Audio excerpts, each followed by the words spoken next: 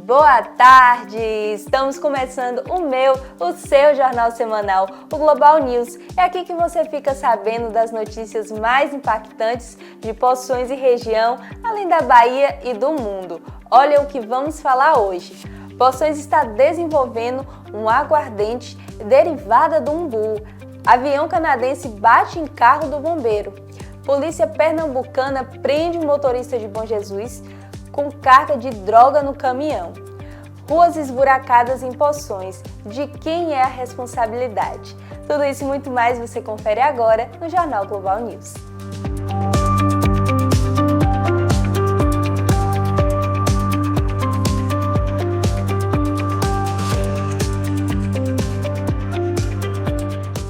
Um choque entre o avião da Air Canada com um caminhão de bombeiros na pista do aeroporto LaGuardia. O piloto e o copiloto morreram e outras 41 pessoas ficaram feridas, entre eles os 2 funcionários que estavam no caminhão. A Administração Federal da Aviação dos Estados Unidos está investigando se a causa do acidente que matou 2 pilotos após a colisão pode ter sido a distração de um controlador com um problema em outra aeronave. Segundo o jornal The New York Times, citando fontes ouvidas de forma anônima, às 23h37 de domingo, no dia 22, quando o acidente ocorreu, 2 funcionários estavam na torre de controle e trabalhavam em 2 coisas simultaneamente. Houve de fato autorização para os bombeiros cruzarem a pista para atender uma aeronave que estava exalando um odor fortíssimo, incomodando os passageiros. E quando avistou o avião, que já estava em solo, gritou "pare" várias vezes, o que não deu tempo ao retorno do caminhão, culminando na batida. Um motorista que trafegava para Salvador e passava no trecho entre Paraguaçu, sentido Feira de Santana, flagrou homens roubando a carga de um caminhão do Açúcar Vida, de Jequié, que estaria quebrado na via. O momento foi registrado em um vídeo que logo se espalhou nas redes sociais. O homem, que não teve o nome divulgado, relatou o caso. Não há informações sobre o desfecho do roubo. Uma mulher morreu depois de ser agredida pelo marido e liberada pelo posto de saúde na zona leste de São Paulo. Ela havia sido vítima de violência doméstica pelo companheiro, que tentou impedir que o SAMU a socorresse. Ao ser encaminhada para a unidade de pronto atendimento, a UPA, com ferimentos graves, ela prestou depoimento à polícia por telefone. O homem foi detido pela polícia e encaminhado para a delegacia. A vítima, por sua vez, havia sido liberada do posto de saúde e retornaria para casa em uma cadeira de rodas. Porém, ao sentir dores no dia seguinte, buscou atendimento médico, mas não resistiu aos ferimentos e morreu. O caso foi registrado como violência doméstica e feminicídio. O subtenente Ricardo Teles Noronha Júnior, da Polícia Militar do Rio de Janeiro, agrediu no início da manhã da quarta-feira, dia 25, 2 estudantes dentro de um colégio estadual na zona sul do Rio. O agente foi afastado pelo comando da corporação. O caso foi durante um protesto de movimentos estudantis na Escola Estadual Senhor Abravanel, a antiga Amaro Cavalcante, no Largo do Machado. As imagens foram gravadas por João Herbela, de 23 anos, diretor do Diretório Central dos Estudantes da Universidade Federal do Rio de Janeiro. Ele acompanhava no ato Marisol Lopes, de 20 anos, presidente da Associação Municipal dos Estudantes do Rio de Janeiro, e Theo Oliveira, de 18 anos, diretor da AMES Rios. Todos acabaram detidos. Uma policial que presenciou o acontecimento acionou um superior para comparecer ao local e depois foi para a delegacia como testemunha. A direção da escola informou que na semana passada um professor denunciou um colega por um suposto caso de assédio sexual contra uma aluna. A instituição abriu uma investigação interna e prevê ouvir ao longo dessa semana a estudante e seus responsáveis. O motorista de Bom Jesus da Serra, em uma viagem de São Paulo para o Nordeste, passou por Arapiraca, em Alagoas, e seguia para Pernambuco, levando em seu caminhão uma carga de drogas. Segundo foi divulgado, os 2 homens foram presos, suspeitos de fazerem parte de uma organização que levava drogas do Sudeste para o Nordeste e que esse caminhão passou por Arapiraca, deixando lá mais de 600 quilos de droga, em uma chácara às margens da rodovia AL-220, e que o Serviço de Inteligência do Estado de Alagoas, com a denúncia recebida, de pronto informou a Polícia Rodoviária Federal de Chechel, no interior pernambucano, que abordou a dupla. Eles transportavam 200 quilos de maconha, mais de 1.000 papelotes de cocaína e R$30 mil em dinheiro, que a polícia acredita ter sido o pagamento do frete. Segundo a polícia, os 2 homens são de Bom Jesus da Serra, da Bahia, e se trata de David e Antônio Marcos. Além da droga, foram apreendidos mídias que, segundo a PF, podem auxiliar na identificação de outros envolvidos no esquema criminoso. A investigação aponta para um grupo especializado no envio de drogas por via terrestre na região Sudeste para abastecer o Nordeste. Os presos responderão por tráfico interestadual de drogas, crime cujas penas podem ultrapassar 20 anos de prisão. Coisas assustadoras acontecem, e em todas as classes sociais. Um médico gaúcho que dirigia na Grande Porto Alegre, entre Presidente Lucena e o Novo Hamburgo, cometeu vários crimes com seu automóvel.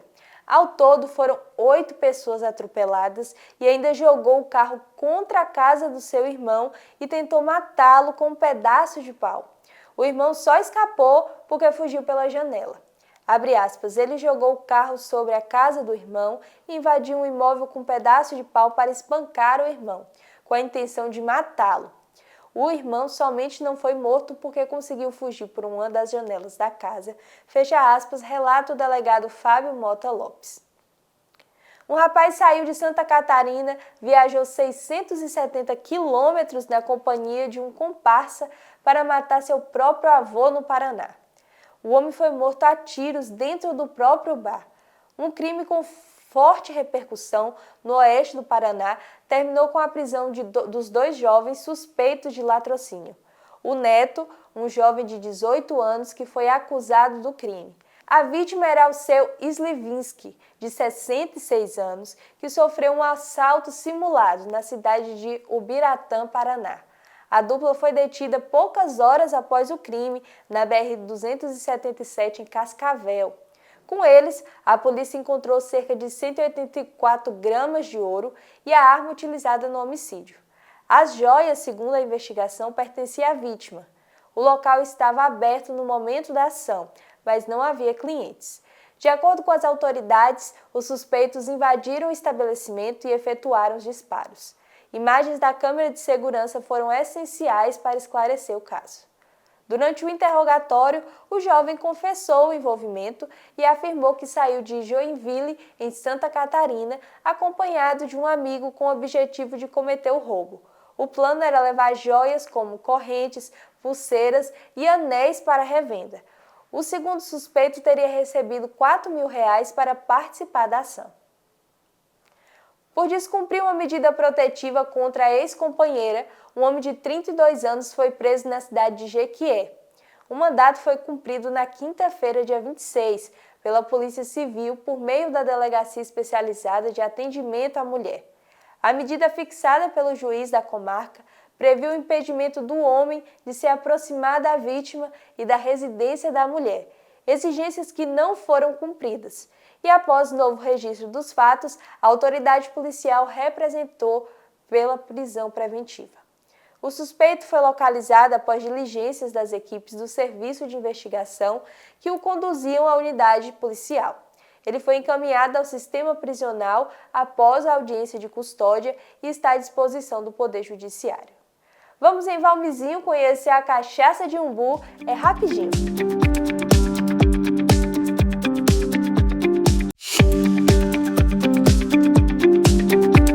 Estamos de volta! Uma cena horrível está repercutindo bastante nas redes sociais. Um homem em estado assustador teria surtado e arrancado a própria mão com uma faca.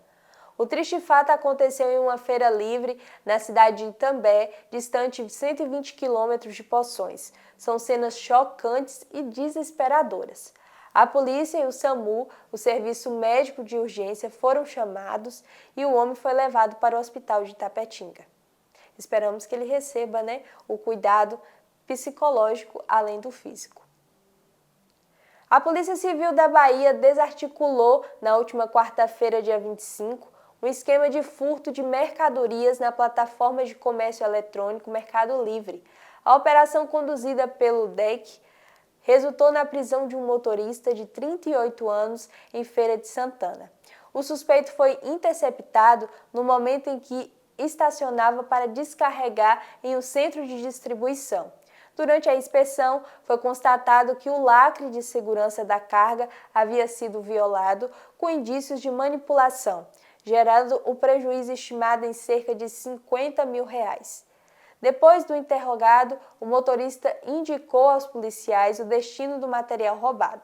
No local foram apreendidos aparelhos celulares, notebooks, eletrodomésticos, eletrônicos, pneus automotivos e outros produtos, todos relacionados ao esquema investigado.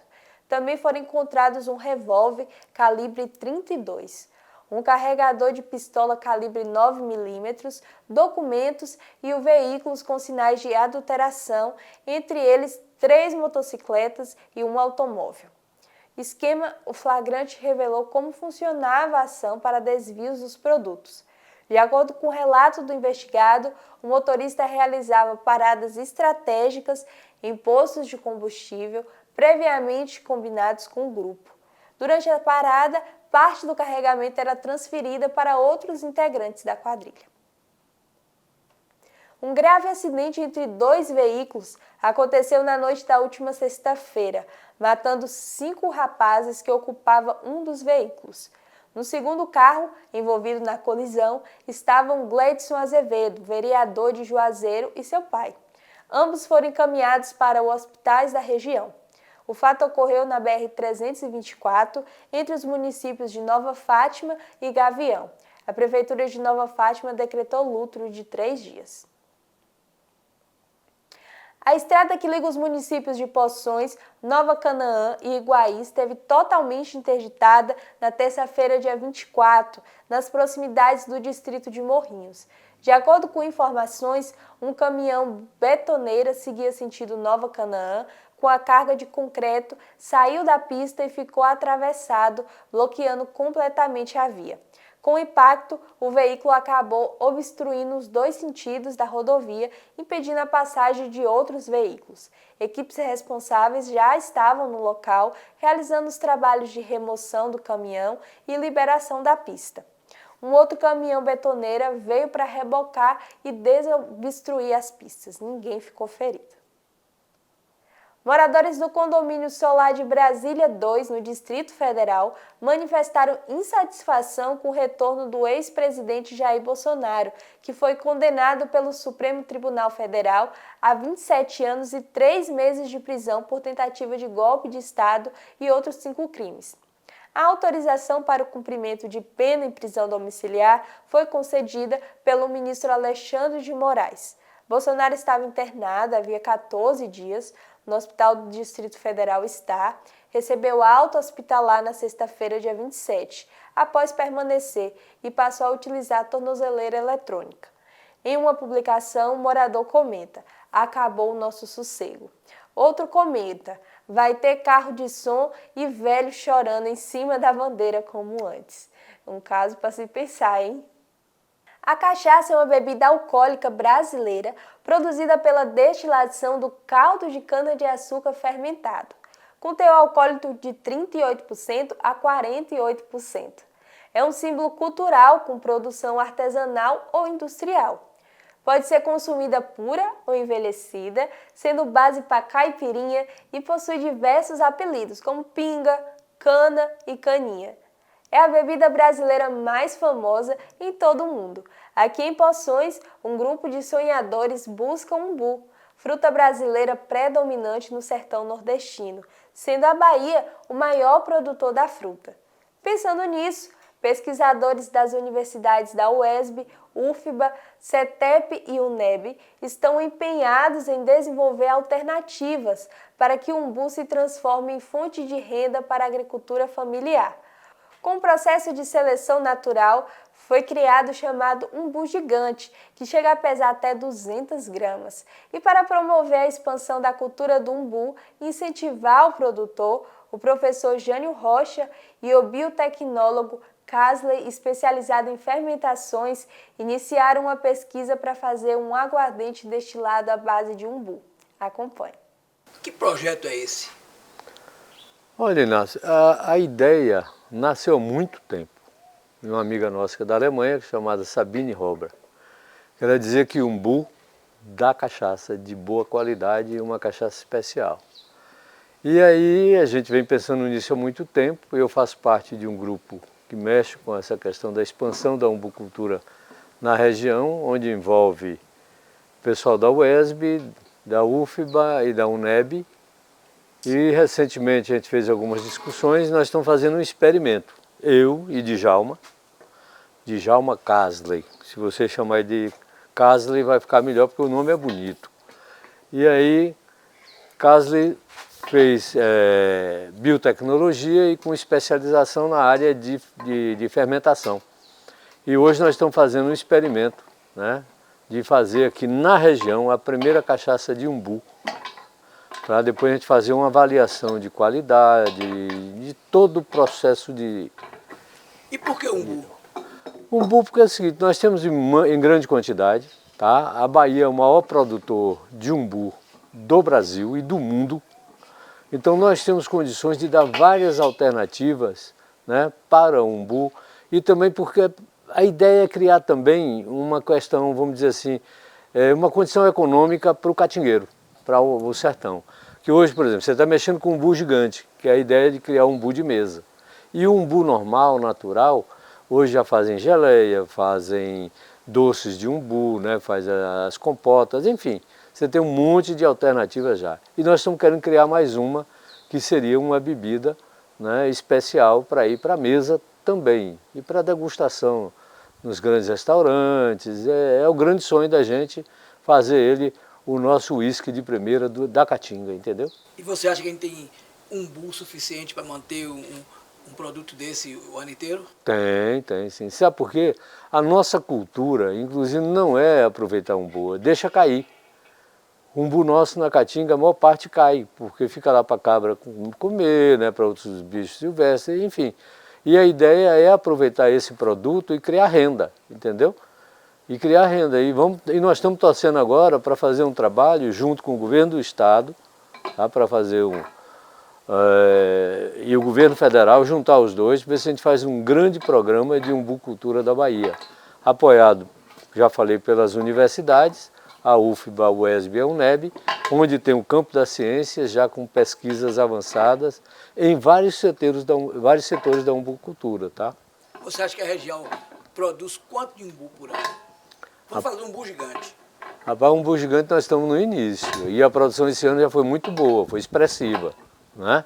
Agora, qual é o passo do umbu gigante? É a conservação dele, para que ele dure mais tempo, para ficar um tempo, vamos dizer assim, disponível para a mesa, né? Como se tem a maçã e outras frutas, certo?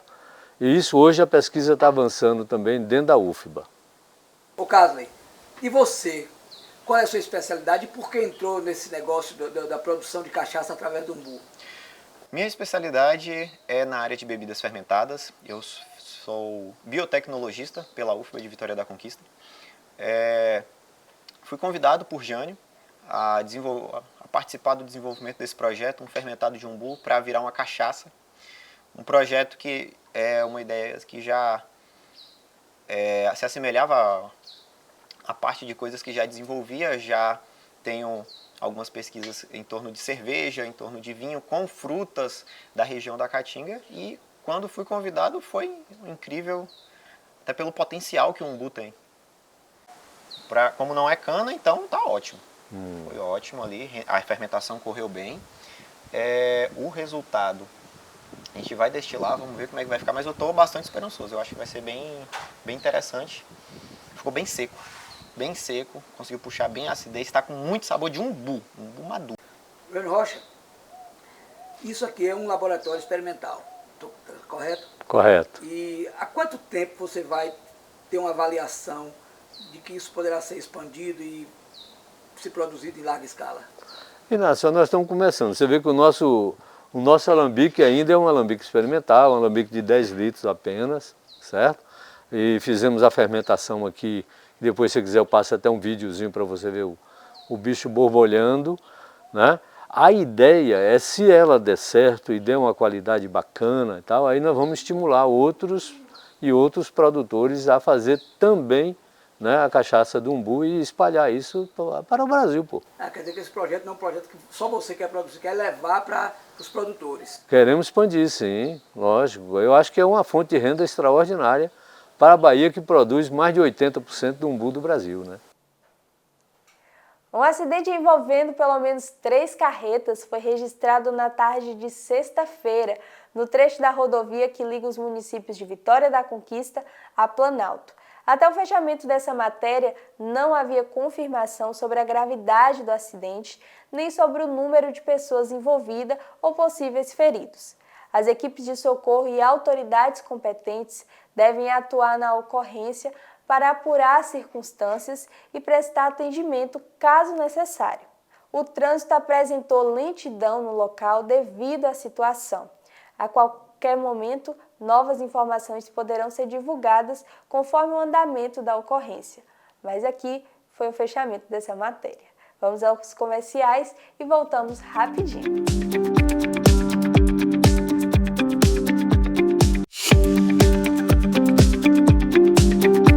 Voltamos. Um avião cai e mata 2 pessoas. Um avião de pequeno porte caiu e deixou 2 homens mortos no início da tarde de domingo, no dia 29, em Rio Claro, Rio de Janeiro. O caso aconteceu na região de Passa 3, na estrada de São João Marcos, por volta de meio-dia. De acordo com a Polícia Militar, testemunhas informaram que uma aeronave com 2 ocupantes teriam caído em uma área de mata no interior de uma propriedade privada. O Corpo de Bombeiros constatou a veracidade da queda da aeronave e que teria colidido com um morro, e as 2 vítimas já estavam sem vida e carbonizadas quando os agentes chegaram ao local.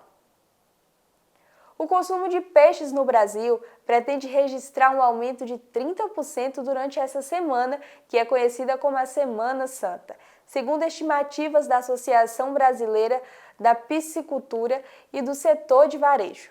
O movimento intenso em feiras e mercados reflete uma tradição milenar que une devoção religiosa e impacto econômico sazonal. A prática de substituir a carne vermelha pelo peixe, especialmente na Sexta-feira Santa, tem raízes na disciplina cristã de jejum e abstinência. Mas o que é isso? A abstinência de luxo. Antigamente, a carne vermelha era vista como um alimento de luxo e prazer, enquanto o peixe era a alternativa simples das classes populares. Já o simbolismo de fé é porque o peixe é um dos símbolos mais antigos do cristianismo.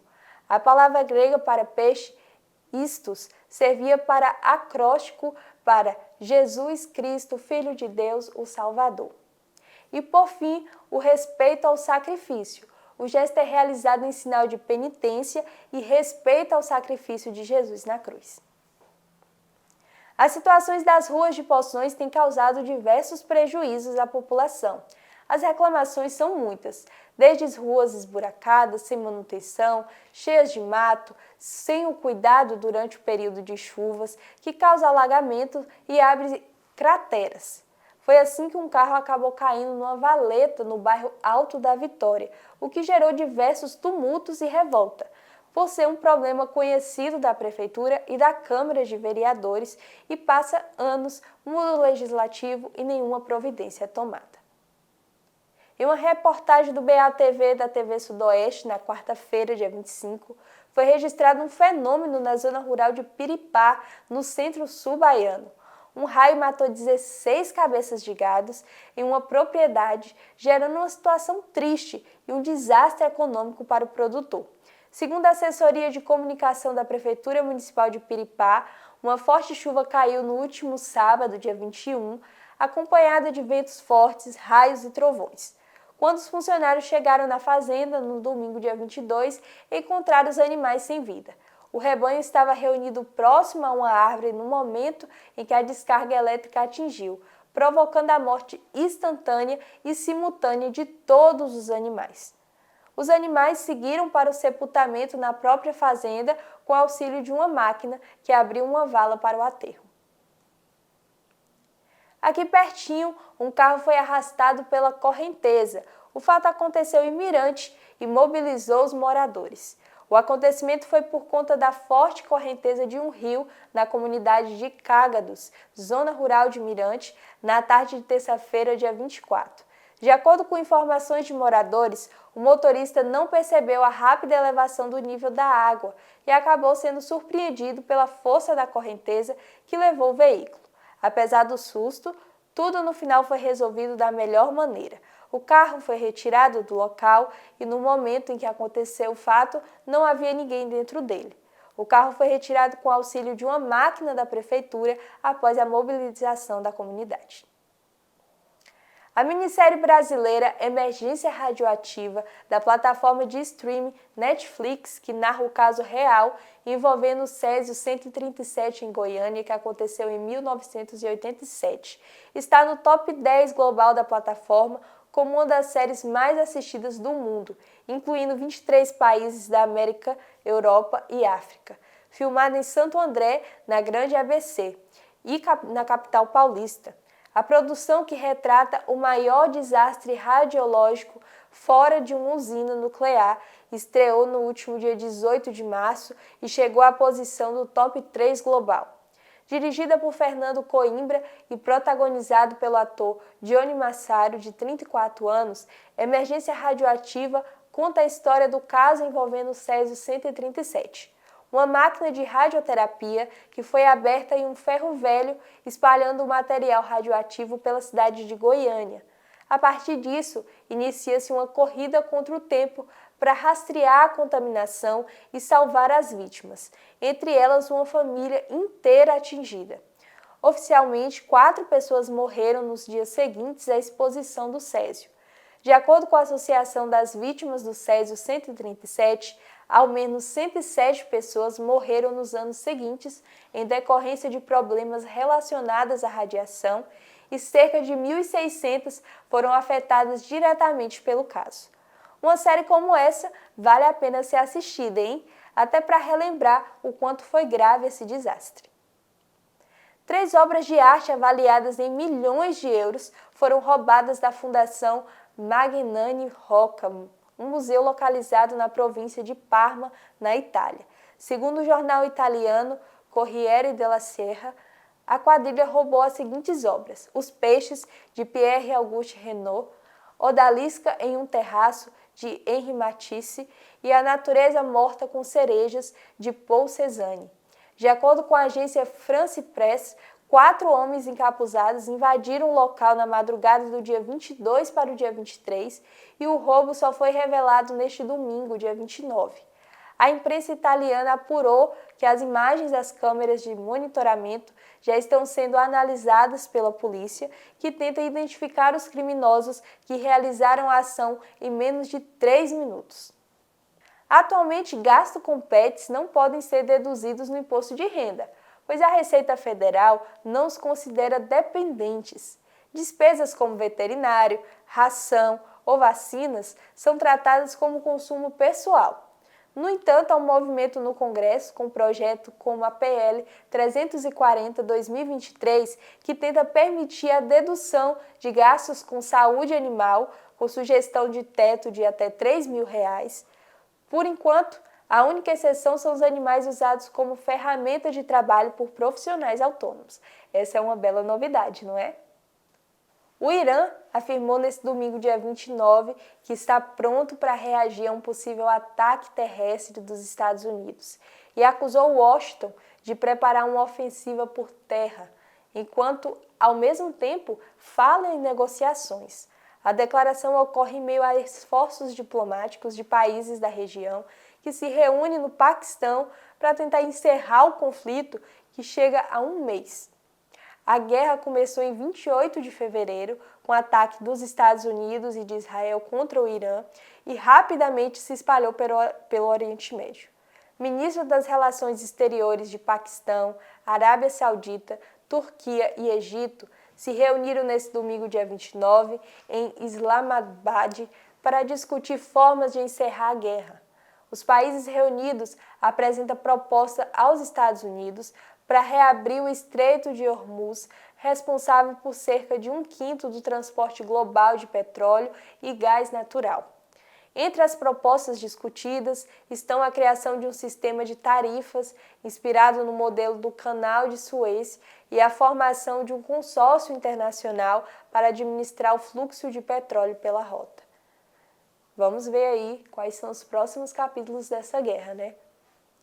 Quem não gosta daquele chocolate após o almoço? E se for o famoso Kit Kat, hein? Um caminhão roubado saiu do centro da Itália e seguia para a Polônia com a missão de distribuir as barras em vários países ao longo do trajeto. A questão é que esse caminhão simplesmente desapareceu e não entregou a mercadoria.